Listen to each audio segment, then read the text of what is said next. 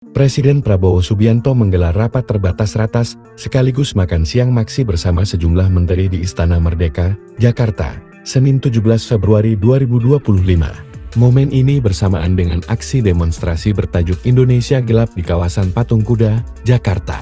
Adapun makan siang bersama para menteri disebut akan menjadi tradisi baru Presiden Prabowo Subianto. Kalau yang siang ini pertama kalinya, dan menurut Presiden akan dijadikan tradisi juga untuk makan siang bersama jajaran Menko dan menteri-menteri di bawah Kemenko, sekaligus juga rapat, ujar Menteri Komunikasi dan Digital Menkom Digi Mutia Hafid.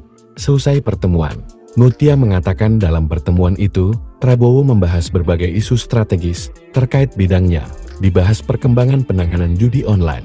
Mutia mengatakan Presiden Prabowo menekankan perlunya regulasi yang lebih tegas untuk mengatasi masalah ini. Dikutip dari Satna, tradisi makan siang bersama ini diharapkan dapat menjadi wadah bagi para menteri untuk berdiskusi secara lebih informal, namun tetap substansial. Selain itu, koordinasi antar kementerian diharapkan semakin efektif dalam menjalankan program-program pemerintahan.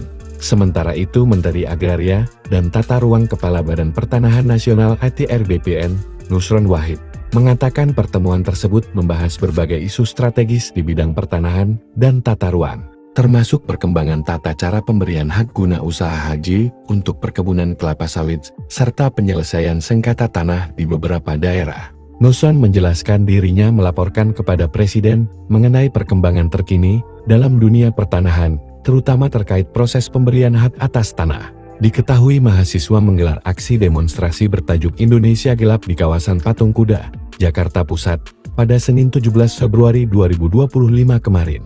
Demo mahasiswa yang berlangsung hingga jelang malam itu juga diikuti mahasiswa dari Badan Eksekutif Mahasiswa Universitas Indonesia (BEM-UI).